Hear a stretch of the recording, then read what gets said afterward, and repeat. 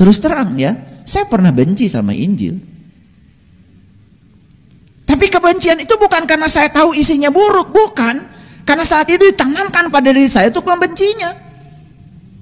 Seperti saya benci salib, padahal saya nggak ngerti salib.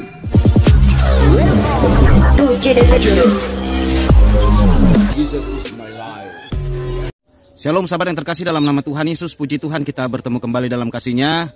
Sahabat, kita akan mendengarkan sebuah video bagaimana seorang Bapak Kyai menyampaikan ketika dia pernah membenci Injil karena sudah ditanamkan dalam hatinya. Dan kita mendengar bagaimana perjuangan-perjuangan beliau untuk tetap mencintai Injil. Bahkan dia terus terang berkata, tidak ada kesalahan di dalam Injil, kata Pak Kyai ini. Luar biasa, kita simak terlebih dahulu videonya sahabat. Keren itu, kalau ngerti.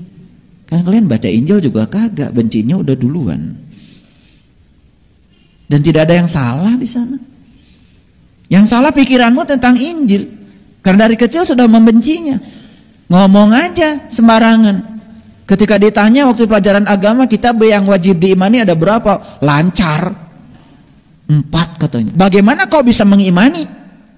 Punya aja enggak, baca aja tidak. Lucu kan?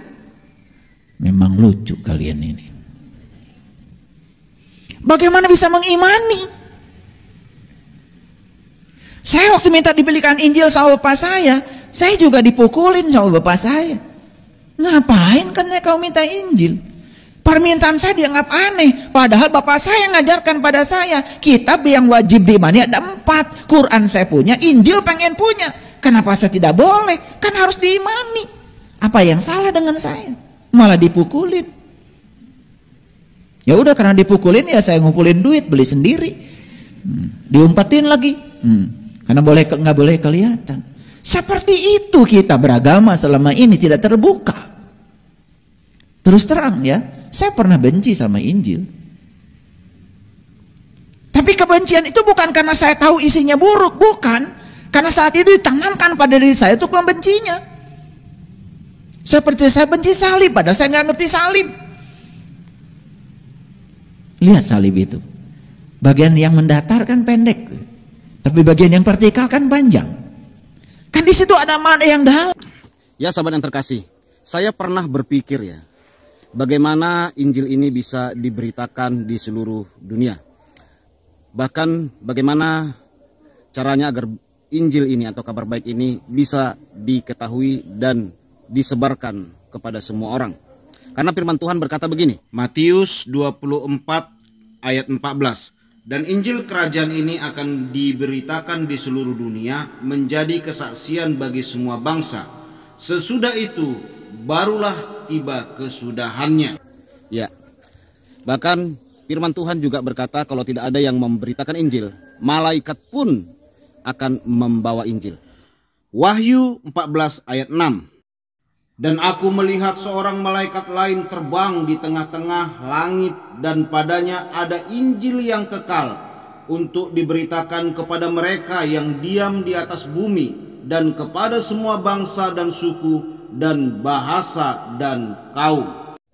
Ya, itulah sahabat yang terkasih, bagaimana ya cara-cara Tuhan, pekerjaan-pekerjaan Tuhan yang di luar pemikiran kita, yang di luar nalar kita, sehingga Injil ini boleh disampaikan di segala tempat. Tuhan memakai orang-orang dalam sendiri untuk menjadi pemberita Injil, sehingga Injil makin dicintai oleh banyak orang, disukai oleh banyak orang. Kita melihat bagaimana saat-saat ini banyak sekali ulama-ulama, bahkan ustadz-ustadz menyampaikan kebenaran, bahkan menyingkapkan kebenaran, dan mereka tidak ragu-ragu menyampaikan isi kitab mereka sendiri. Yang selama ini kalau kita membaca saja bisa terkena pidana, bisa ditangkap dan dituduh penistaan agama. Tetapi kebenaran itu tidak bisa ditutupi sahabat. Akhirnya Tuhan bisa lakukan apapun. Itulah kita bangga menjadi seorang Kristen ini sahabat. Karena Tuhan kita Tuhan yang hidup. Tuhan bisa memakai siapapun. Dan pencerahan dari Bapak Kyai ini luar biasa ya. Apa yang dia sampaikan, apa yang dia katakan, itulah kebenaran. Seperti kata dia tentang salib. Ada beberapa video juga yang saya upload ya, bagaimana para ulama-ulama berlomba-lomba membacakan Injil, menyampaikan Injil di masjid-masjid. Saudara boleh cek video saya, kira-kira setengah tahun yang lalu ada saya upload itu sahabat. bagaimana para ulama menyampaikan Injil sendiri kepada jemaah-jemaahnya. Jadi semakin tergenapi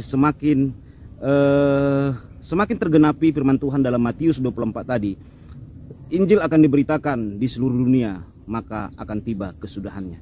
Tanda-tanda kedatangan Tuhan memang semakin dekat jika Injil diberitakan dan didengarkan kepada semua orang. Haleluya. Apakah kita para mempelai-mempelai Tuhan siap jika Tuhan Yesus datang kedua kalinya menjemput kita?